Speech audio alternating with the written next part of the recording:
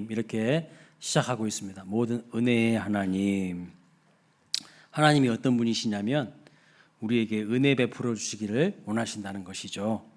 자, 우리 하나님께서 우리 모든 성도님들 한 분 한 분에게 큰 은혜 부어 주시기를 간절히 소망합니다. 자, 구약 성경 민수기에 보시면 구약의 축도가 나옵니다. 구약의 축도. 구약의 제사장들이 하나님의 백성들을 축복하는 내용이 나오는데요. 이렇게 나옵니다. 민수기 6장 24절부터 26절. 같이 한번 읽어보겠습니다. 시작.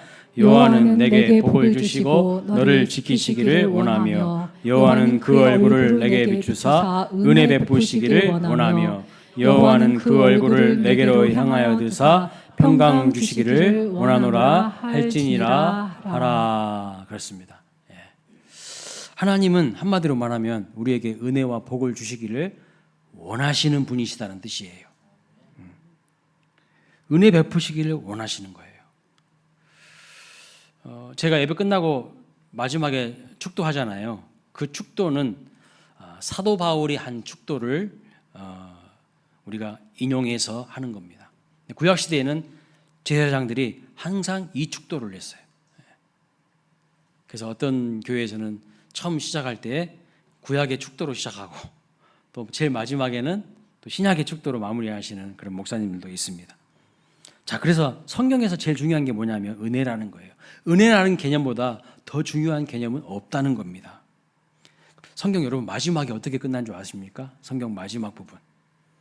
아멘 주 예수여 어서 오시옵소서 라고 끝난다고 생각하시는 분들이 많이 있는데 그 뒤에 한 문장이 더 있어요. 그 뒤에 한 문장이 뭐라고 말하냐면 주 예수의 은혜가 모든 자들에게 있을지어다 아멘 하고 요한계시록 마지막 장 마지막 절에서 이렇게 말씀하고 있어요.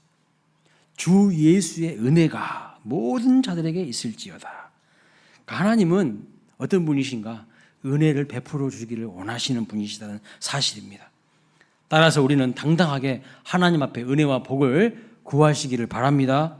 우리 관할교회 성도님들이 하나님 앞에서 필요한 모든 것들을 마음껏 구하심으로 큰 복 받고 큰 은혜를 누리시기를 주님의 이름으로 축원합니다.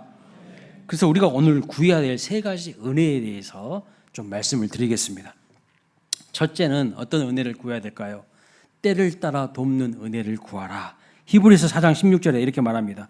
그러므로 긍휼하심을 받고 때를 따라 돕는 은혜를 얻기 위하여 은혜의 보좌 앞에 담대히 나아갈 것이니라. 어떤 은혜 말씀드립니까? 때를 따라 돕는 은혜를 얻기 위하여. 여러분이 인생 가운데 한번 은혜 받고 나서 그 다음에는 내 힘으로 살아가는 거 아니에요. 그것은 교만이에요. 교만. 때를 따라 도와주시는 하나님의 은혜가 항상 필요한 겁니다. 인생의 순간순간마다 하나님의 은혜를 받아야 되는 거예요. 학창시절에는 어떤 은혜가 필요할까요, 여러분? 배움의 때에는 지혜가 필요해요, 지혜. 공부한 것이 무엇인지를 잘 이해할 수 있는 이해력이 필요해요. 기억력이 필요합니다. 마음이 분산되지 않고 집중할 수 있는 집중력이 필요합니다. 그런 것을 놓고 기도해야 된다는 거예요. 하나님 앞에 달라고. 학창시절에는 여러분 물질이 돈이 많이 필요하지는 않잖아요. 그 다음에 결혼 정년기가 되면 뭐가 필요합니까? 신실한 배우자를 만나야 될 거 아니겠습니까?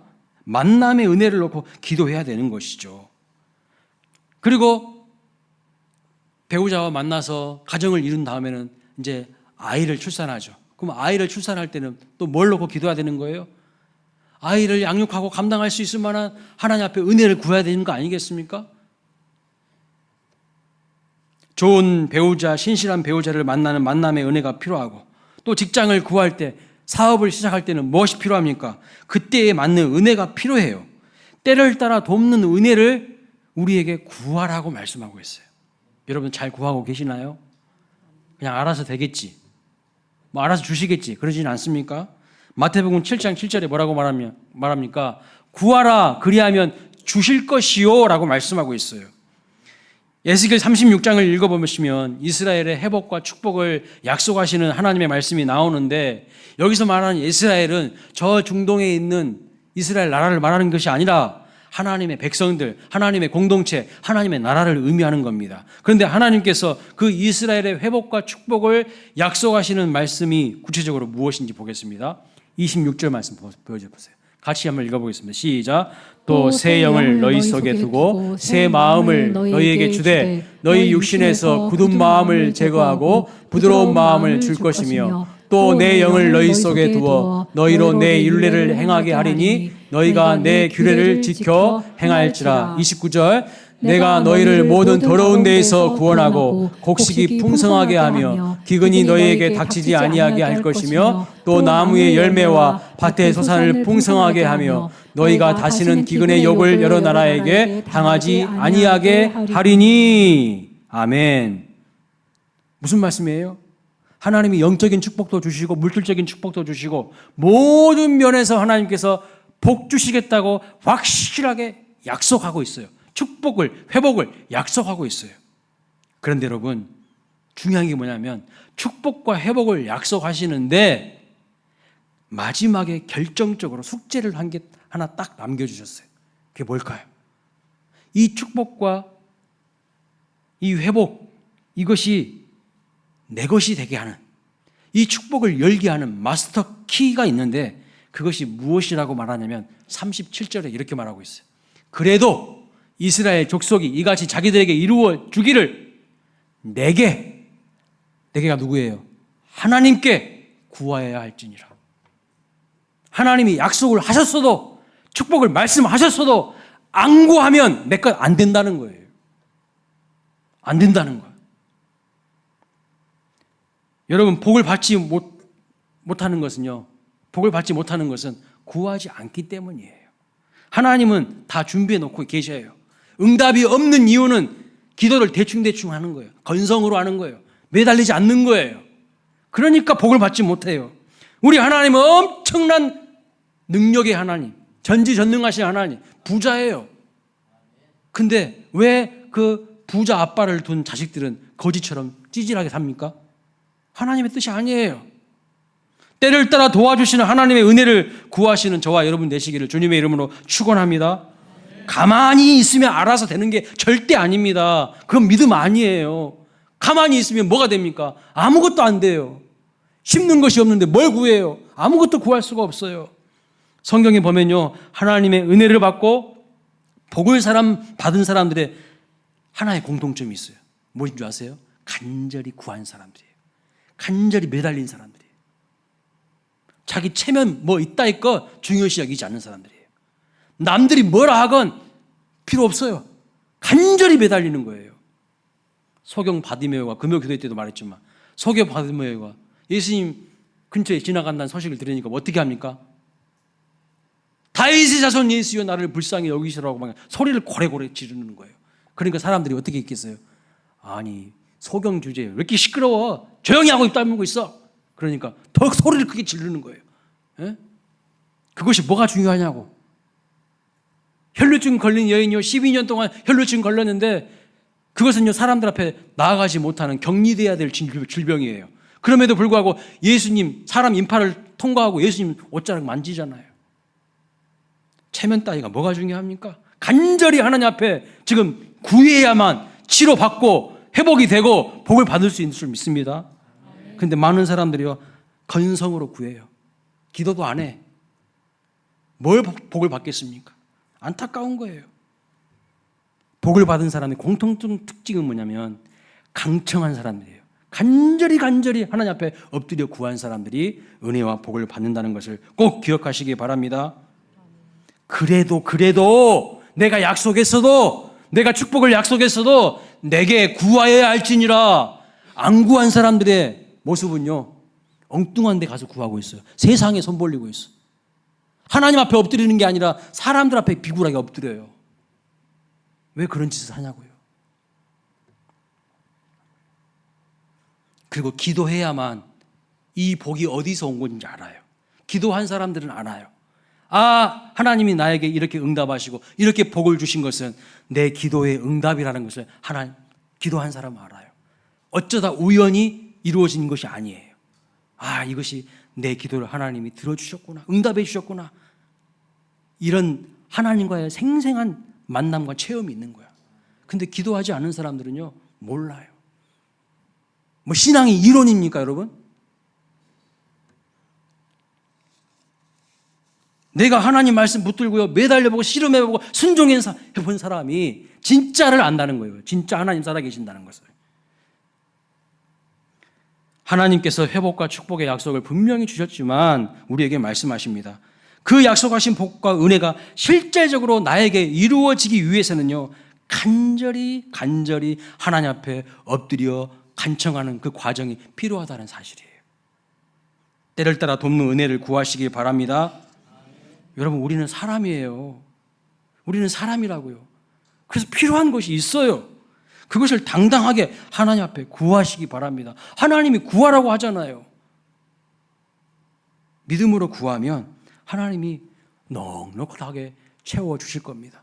내 기도하는 것 이상으로 하나님은 공급하여 주시기를 원하시는 분이시라는 것을 믿으시기 바랍니다. 세상 엉뚱한 데 가가지고 손 벌리지 마시고 하나님 앞에 엎드리시기를 주님의 이름으로 축원합니다.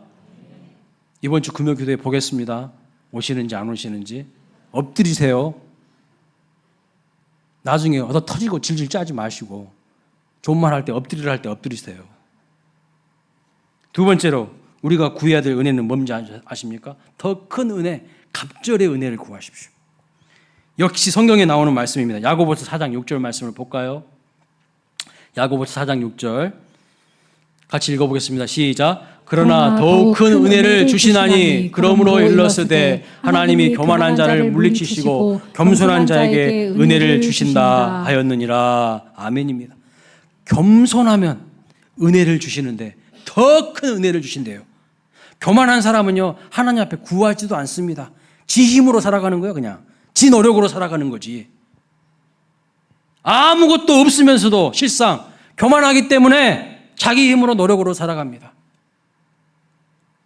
그 사람은 자기가 수고한 만큼밖에 못 얻어요. 뼈 빠지게 수고해도 그거 수고한 만큼 얻을까 말까 하는 정도예요. 그래서요, 더 큰 은혜를 받지 못하는 거죠. 안타까워요. 더 이상의 은혜를 구하지 않습니다. 하지만 여전히 저는 하나님 더 큰 은혜가 필요합니다. 이렇게 겸손한 자에게 하나님은 은혜를 주시는데요, 이전과는 비교할 수 없는, 이전의 영광과는 비교할 수 없는 하나님께서 은혜와 영광을 보게 하시는 겁니다. 그것을 경험하게 되시는 저와 여러분 되시기를 주님의 이름으로 축원합니다. 한때 저는요, 이런 생각을 했어요. 하나님, 내 은혜가 내게 족하다. 이런 말씀이 너무 좋더라고요. 그래서 저는 자족하고 감사하고 그냥 그런 삶을 살아야 되겠다, 이런 생각을 했어요. 자족할 줄 아는 사람이 되자 그랬어요. 여러분, 너무 좋지 않습니까? 그래서 시편 81편 10절 이런 말씀이 상당히 부담되었어요. 내 입을 크게 열라 내가 채우리라. 이런 말이 좀 부담스럽더라고요. 저는 그냥 있으면 있는 대로 살고 없으면 없는 대로 살면 되지, 그냥 이런 생각이었거든요. 그래서 지금도 항상 주어진 것들에 감사하면서 자족하려고 합니다. 정말 자족하려고 하고 감사하려고 해요. 그래서 지금 나에게 주신 것도요, 큰 것은 아니지만 작은 것일지라도 다른 사람들과 나누려고 하고 베풀려고 엄청 노력을 많이 해요. 그런데 제 생각이 조금 바뀌었어요. 자족하는 것은 자족하는 것이고 무한한 능력을 갖고 계시고 구하는 자에게 가장 좋은 것 주시길 원하시는 우리 하나님 아버지께 구하고 찾고 두드리는 것이요, 하나님의 분명한 뜻이라는 것이 제 생각이 바뀌었어요. 이렇게. 여러분, 자족할 수 있으니까 구하지 않는 사람은요, 어리석은 사람이에요. 어리석은 사람. 성경을요, 편향되게 균형적으로 보지 못하는 사람이에요. 하나님은 우리가 자족하며 감사하면서도 동시에 하나님께 구함으로 풍성한 삶을 누리기를 원하십니다. 은혜 받기를 원하시는 거예요. 아멘. 믿으십니까? 아멘. 열왕기하 2장에 보면요, 엘리사가 나와요. 엘리사가 누굽니까? 엘리야 선지자의 제자예요. 직계 제자예요. 그러니까 엘리사가 무엇을 구하냐면 탁월한 자기 영적 스승이었던 엘리야보다 뛰어난 갑절의 능력과 영광을 하나님께 구해요. 그런데 성경에서 뭐라고 말하냐면, 야, 네 분수를 알아야지. 자족해라. 이런 말씀이 한 번도 나오지 않고 엘리사 선지자가 구한 그대로 하나님께서 갑절의 영광과 능력을 주시는 것을 볼 수가 있습니다. 왜 성경은 엘리사가 간구한 것을 엘리사의 욕심이라고 말하지 않았을까요? 실제로 성경을 읽어보니까요, 스승 엘리야가 행한 기적이 8개고요 그의 제자 엘리사가 행한 기적은 16개예요. 자기가 구한 대로 딱 하나님께서 갑절의 은혜와 능력과 기적을 일으키게 만드신 것을 볼 수가 있습니다. 구한 대로 된 것이죠. 그런데 저는 처음에 이런 생각을 했어요. 엘리사가 너무 욕심이 많아가지고 갑절의 영광과 능력을 구한다고 생각했어요. 자기 분수를 알아야지. 무슨 엘리야보다 2배나 뛰어난 능력을 구해. 그런 생각을 했거든요. 그런데 바뀌었어요, 제 생각이. 성경을 깊이 들여다보고 묵상을 하다 보니까 그게 아니라 진짜 엘리사가요, 겸손한 사람이라는 것을 알았어요. 엄청 겸손하더라고. 여러분, 엘리사가 사역하던 시대는요, 스승 엘리야가 사역하던 시대보다 훨씬 어떤 시대였는지 아세요? 악한 시대였어요. 너무 악한 시대였어요. 갑절이나 악한 시대에 사역을 하다 보니까 그에게 필요한 것이 뭘까요? 갑절의 은혜가 필요한 겁니다. 그 시대가 얼마나 악했는지 아십니까? 열왕기하 2장 23절에 보니까 이런 말을 하고 있어요. 동네 어린 청년들이 길을 가고 있는 엘리사 선지자를 놀리는 거예요. 뭐라고요? 그를 조롱하여 이르되 대머리여 올라가라, 대머리여 올라가라, 이렇게 놀리는 거예요. 조롱하는 거예요. 동네 청년 어린 불량배들이. 여러분, 이런 말씀이 성경에 있는 거예요. 지금 이거 그냥 대충 넘어가는 안 되는 이야기입니다. 이스라엘 사회는요, 기본적으로 하나님의 종들을, 선지자들을 존경하고 귀하게 여기는 그런 사회였습니다. 그런데 엘리야 시대까지만 하더라도 그런 사회였는데 이제 그의 제자인 엘리사 시대는요, 그런 시대가 아닌 거예요. 엄청 타락하고 악한 시대가 되는 거예요. 사실 엘리야 시대는 아합이 엘리야에게 사람들을 보냈는데 그때마다 군대의 장관들이 뭐라고 했냐면 엘리야 선지자를 향하여서 이렇게 말합니다. 지극히 높으신 하나님의 종이요, 이렇게 이야기했어요. 근데 스승 엘리야 시대에는 하나님의 종에 대한 존경이 있었지만 지금 엘리야 시대는 너무나도 타락하고 변절되어 악해져가지고 젊은 아이들이 선지자들 놀려요. 대머리라고. 대머리에 올라가라, 대머리에 올라가라. 여기 대머리는 엘리사의 신체를 비하하는 표현입니다. 신체를 비하하는 거. 그리고 올라가라, 올라가라, 이것은 뭐냐면 자기 스승 엘리야가 죽지 않고 승천한, 사람이 죽음을 경험하지 않고 승천한 사람이요, 예수님 말고 또 있어요. 엘리야가 승천한 그 영적인 은혜를요 조롱한 거예요. 너도 한번 올라가 봐, 너도 한번 올라가 봐. 영적인 은혜를 조롱한 거예요. 그러니까 하나님에 대한 권위, 주의 종에 대한 권위가 땅바닥에 떨어진 시대예요. 악한 시대가 되었습니다. 이것을 보니까 이해가 되었어요. 엘리사의 욕심이 아니었어요. 스승의 시대보다 갑절이나 악한 시대에 사명을 감당하고 하나님의 사역을 감당하려고 하다 보니 하나님, 나에게는 갑절의 능력과 영감을 주셔야만 내가 이 사명 감당할 수 있겠습니다. 욕심과 야망이 아니라 겸손한 교복이었어요. 나에게는 이런 능력 없다는 거야. 나에게는 이 시대를 이길 만한 능력이 없다는 거예요. 그러니까 하나님 앞에 엎드려서 갑절의 능력 달라고, 이 시대는 이렇게 악하지 않냐고 하나님 앞에 구한 것이, 그것이 교만한 겁니까? 그 사람이야말로 겸손한 사람인 거지. 그런데 이 시대는, 우리가 살아가는 이 시대는 어떤 시대입니까? 그 시대보다는 비교할 수 없을 정도로 악하잖아요. 그런데 왜 기도하지 않냐는 거예요. 여러분의 능력대로 살아가는 것은요, 교만하다는 뜻이에요. 우리가 개인적인 야망과 욕망에 관련해서는요, 자족하는 것이 맞지만 하나님의 은혜에 대해서는요, 풍성하게 구하시길 바랍니다. 입을 넓게 여시고 구하시기 바랍니다. 우리 광일교회 성도님들은 다 복을 받으시기 바랍니다. 아버지는 부자인데 자식은 찌질이처럼, 거지처럼 남한테 손 벌리고 사는 모습을 저는 보기 싫어요. 하나님께서 내 은혜가 너희에게 충분하다고 말씀하시기 전까지 우리는 겸손하게, 하나님, 나에게는요, 하나님의 더 큰 은혜가 필요합니다, 이렇게 구하는 것이 맞다는 것을 알게 되었어요. 여러분, 이 시대에 갑절의 은혜가 필요합니다. 너무 악해요. 너무 악해. 옛날에 한국 교회가 세워지고 부흥하던 시대보다 지금 이 시대는요, 갑절이나 악한 시대입니다. 이 시대에 하나님이 갑절의 은혜를 주시지 않냐면 우리는 버틸 수 없고 사명 감당할 수가 없어요. 감당할 수가 없어. 여러분, 갑절의 은혜를 구하십시오. 더 큰 은혜를 구하시기 바랍니다. 특별히 우리 교회에 하나님 이전보다 비교할 수 없는 영광과 은혜가 있기를 위하여 갑절의 은혜를 구하시기를 바랍니다. 우리 광일교회 성도님들 시편 81편 10절 말씀을 사모하고 좋아하시면 좋겠어요. 내 입을 크게 열라 내가 채우리라. 예. 입을 크게 여십시오. 큰 비전을 가지고 선포하세요. 하나님 나를 축복해 달라고. 야곱이 야복강에서 나를 축복하지 않으면 절대 나는 당신을 놓지 않겠습니다. 씨름했던 것처럼 좀 하나님 앞에 제대로 한번 씨름해 보시고요. 인생이 좀 역전되고 반전되고 하나님의 큰 복을 받아서 남들에게 좀 풍성하게 은혜를 나눌 수 있는 그런 믿음의 사람들, 축복된 사람들 나오시기를 주님의 이름으로 축원합니다. 아멘. 마지막 세 번째, 더 큰 깊은 은혜를 구하시라는 거예요. 더 깊은 은혜. 에스겔 47장에 보면 나오는 내용인데요. 에스겔 선지자가 환상을 봅니다. 하나님이 보여주시는 거죠. 성전에서 은혜의 강물이 나오기 시작하는데 그 강물이 처음에는 발목까지 잠겨요.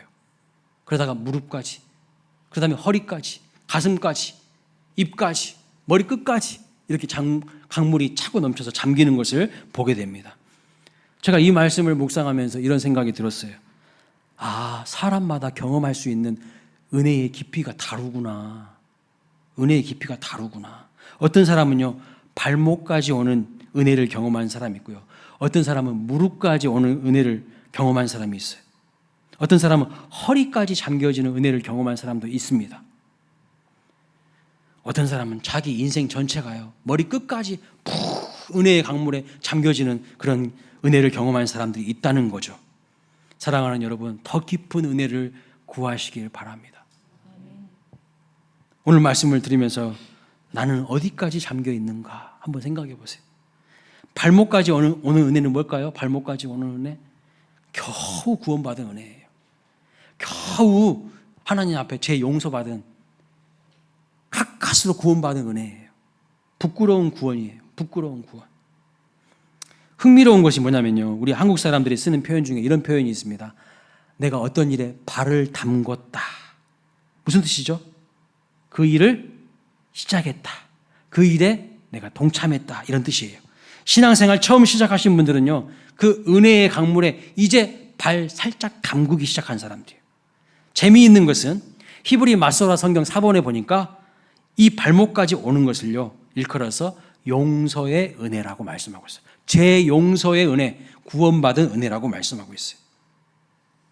그러니까 여기 앉아 계신 여러분들은 예수 그리스도를 믿으시죠? 그러니까 다 구원의 은혜를 받으신, 발목까지 차는 정도의 은혜는 다 받으신 분들이에요. 믿으십니까? 우리 모두는요, 제사함의 은총, 용서의 은혜를 경험한 사람들입니다. 근데 여러분, 발목까지 오는 은혜를 경험한 사람들, 여러분들이 한번 거기 강물이나 바닷가에 가가지고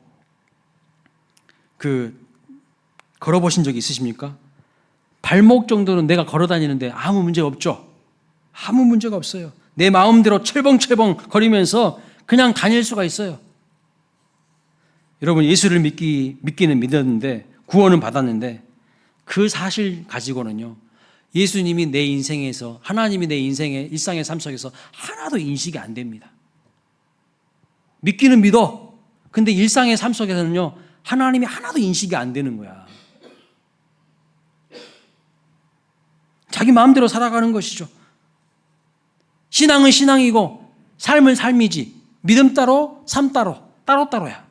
이 사람들은 발목만 잠기는 사람들이 경험하는 것이 무엇이냐면 철벙철벙 거리면서 시끄러워요. 시끄럽다고. 그런데 은혜가 더 깊어지면 무릎이 잠겨지시는 분들이 있어요. 그건 뭘 의미할까요?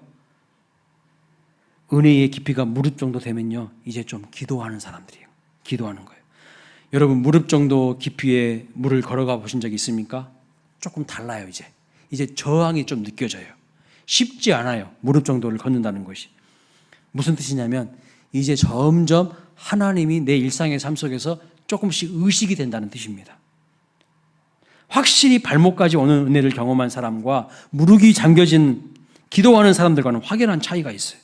우리 광일교회 무릎까지 잠겨지는, 하나님 앞에 무릎 꿇고 기도하시는 그런 성도님들이 많아지기를 주님의 이름으로 축원합니다. 그런데요, 물이 더 올라와가지고 허리까지 잠겨지면 어떻게 될까요? 허리까지 잠겨지면 이제는 진짜 내 마음대로 잘 못 움직여요. 저는 물가에서 노는 거 되게 좋아하거든요. 물속에 들어간 거 되게 좋아하거든요. 어렸을 때 시골에 살아가지고 저는 개형도 잘하고 자형도 잘하고 배형도 잘하고 저병도 잘하고, 제 자랑한 것 같아서 죄송합니다. 다 잘하는데 이제 허리 축 들어가면 어떻게 될까요? 저항이 더 심해져요. 움직이는 게 쉽지 않아요. 허리는 뭡니까? 몸의 중심이거든요. 자기 인생의 중심이 하나님께 점령된 사람이라는 뜻이에요. 은혜의 강물이 허리춤에 찼다는 것은 내 인생의 중심이 이제 하나님께 있다는 것을 믿는 사람이에요. 그래서 시간의 중심이, 물질의 중심이, 내 인생 계획의 중심이 하나님의 은혜의 지배에 들어간 사람이라는 의미입니다. 여러분 반드시 이 은혜를 경험하셔야 돼요. 이 은혜를 경험하셔야 돼요.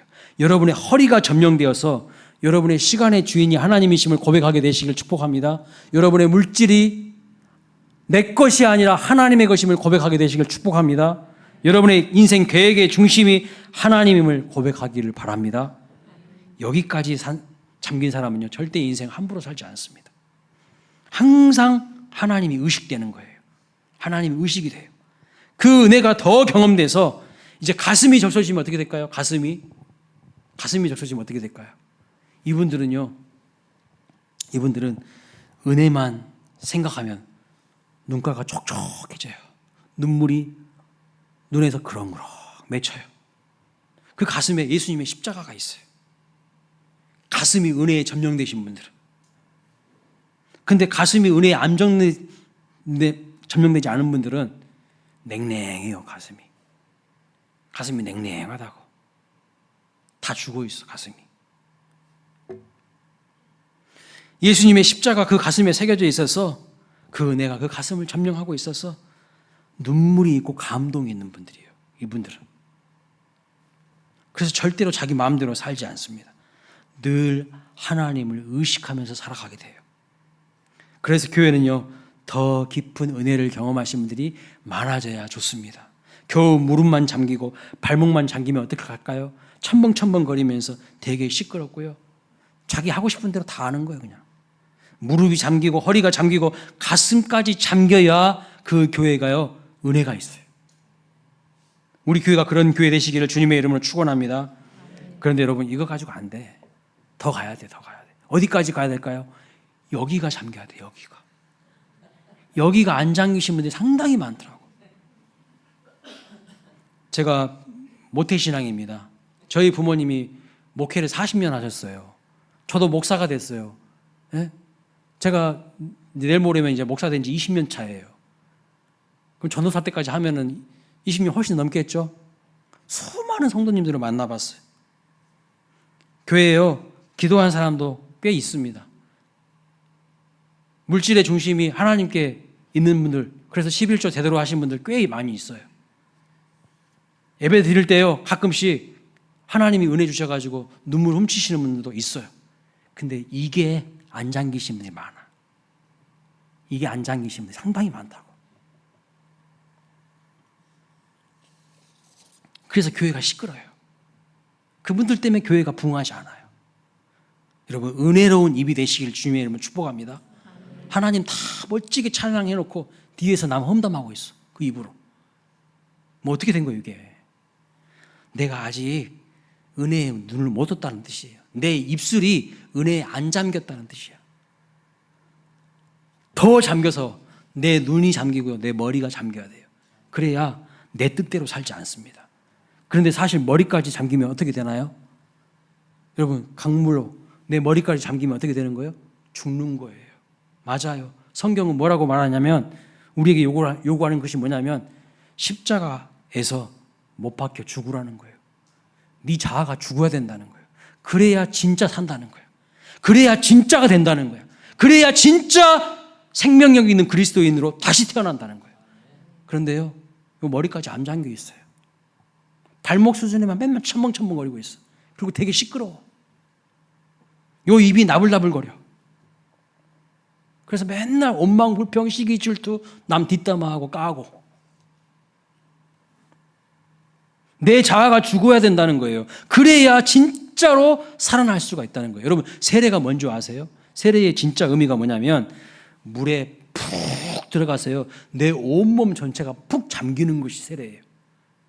내 온몸이 잠겼다가 다시 나오는 거예요. 무슨 뜻이냐면 죄 아래 살았던 과거의 나는 죽고 이제 예수 그리스도와 함께 새롭게 태어났다라는 것의 외적인 표식이 세례인 거예요.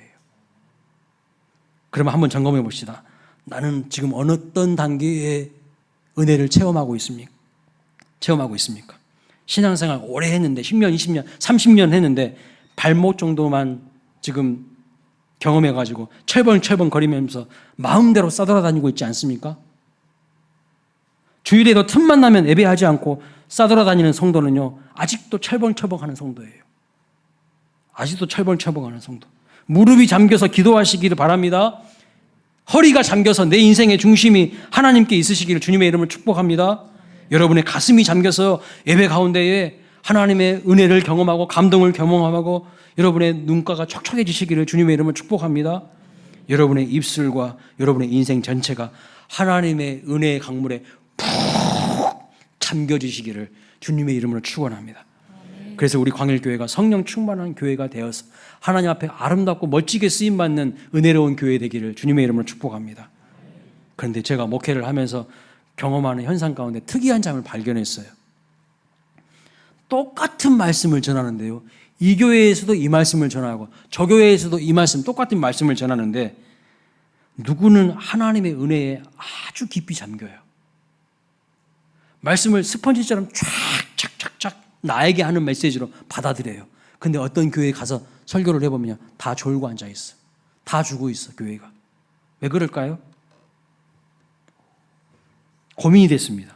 아니, 같은 시간에 같은 장소에서 말씀을 전하는데 지금 이 시간에도 어떤 분들은 눈이 초롱초롱해가지고 하나님 말씀 한마디라도 내가 놓치지 않으려고 귀를 쫑긋 세워 듣고 있는데 어떤 분들은 언제 끝나냐? 아따, 죽겠네. 아이고, 죽겠어. 그런 분들이 있어요. 어떤 사람은 은혜 받고 막 얼굴이 막 점점 밝아져요. 아, 그렇게 살아야 되겠다. 오, 하나님이 나한테 복 주신다고 하네. 더 구하라고 하네. 내가 구하면 주시겠다고 하네. 내 이번 주 금요일에 나와가지고 막 쇼오브를 봐야 되겠네. 막 이런 마음이 드는데, 에휴, 뭐 되나마 그것이. 이런 분들이 있어요. 왜 그럴까요? 어떤 사람은 은혜 받고 어떤 사람은 은혜를 못 받아요. 똑같은 말씀을 듣는데요, 그래요. 은혜에 잠기지 않는 사람들이 있어요. 그 이유가 뭘까요? 결국 교만한 거예요. 결국 교만한 거예요. 내 마음이 높아져 있어요. 제가 그 이유를 알았습니다. 홍수가 나게 되면요, 온 천하가 다 잠기죠. 그런데 가장 먼저 어떤 지대가 잠기는지 아세요? 가장 낮은 지대가 잠깁니다. 높은 지대는요, 한참 지나야 잠깁니다. 무슨 말을 하려는지 아시겠죠? 누가 가장 많이 은혜를 받고 빨리 받느냐? 마음이 낮고 겸손한 사람이 하나님의 은혜를요, 빨리빨리 받아요. 그리고 많이 받아요. 심령이 가난한 사람들이 제일 은혜를 많이 받아요. 마음이 가난한 사람들이요, 은혜를 사모합니다. 근데 마음이 높아져 있는 사람들, 마음이 고만한 사람들은요, 무슨 설교를 해도요, 안 받아들여요. 자기 생각으로 충만해져 있어요. 교만 떨고 있다는 것이죠. 말씀을 전하신 분이 조금 부족해도 겸손한 분들은요, 아멘 아멘 하고 말씀을 받아요. 그런데 마음이 높아지고 교만하신 분들은요, 아무리 유명한 설교자가 설교해도요, 은혜 못 받습니다. 유명한 설교자들의 설교 유튜브를 통해서 다 섭렵해가지고 귀는 엄청 높아져 있어요. 웬만한 설교에 은혜 받기는커녕 앉아서 뭐 한 줄 아세요? 목사 설교 평가를 하고 있어. 목사 설교 평가를 하고 있어. 그런 사람들은요, 예배자도 아니고 뭣도 아니에요. 아무것도 아닌 거야. 은혜 받을 준비가 하나도 안 된 사람들이에요. 낮은 마음은 먼저 잠깁니다. 겸손한 마음은 언제나 잠기게 되어 있어요. 은혜에 잠기게 되어 있어요. 높고 교만한 마음은 절대 은혜 받지 못합니다. 그런데 높고 교만한 마음을 가진 사람들이 교회 안에서 설치니까요, 그 교회가 문제가 되는 거예요. 은혜 받지 못한 사람들이 은혜로 사역해야지, 하나님의 은혜와 사랑으로 사역해야지, 자기 의로 사역하니까 교회가 병들고 아픈 거예요. 여러분, 요즘 하나님의 은혜에 푹 잠겨서 살아가고 계십니까? 만약 그렇지 않다면 여러분의 마음이 너무 높아져 있는 것은 아닌지 점검해 보셔야 돼요. 그래서 신앙의 연륜이 많아지면 많을수록 조심하셔야 돼요. 내 마음이 높아져 있진 않은지. 산봉우리 같이 높고 교만한 마음에 주의 은혜가 임하지 않고요, 낮고 낮은 심령에 하나님의 은혜가 부어진다는 것을 믿으시기 바랍니다. 그래서 성경 복음서를 보십시오. 예수님이 기적을 행하신 사람들 공통점이 있어요. 뭐예요? 아까 첫 번째는 뭐라고 했어요? 간청한 사람들, 부르짖는 사람들, 매달린 사람들이죠. 두 번째는 뭐예요? 하나같이 겸손한 사람들이에요. 하나같이 겸손합니다. 소경이요, 암 못 보니까 마음이 가난해졌어. 혈루증 걸린 여인이 12년 동안 돈 엉뚱한 데다가 의사들한테 다 소비했는데 자기가 병 고침 받지 못하니까 마음이 가난해졌어. 백부장의 하에는 인간 취급도 못 받던 개, 돼지 취급받았던 그런 존재였어요. 다 마음이 가난한 사람들이에요. 그런 사람들이요, 예수님의 은혜를 통하여서 회복이 되고 충만한 삶을 살아가는 것을 볼 수가 있습니다. 주의하셔야 돼요. 조심하셔야 돼요. 내 마음이 높아질까 봐 조심하셔야 돼요.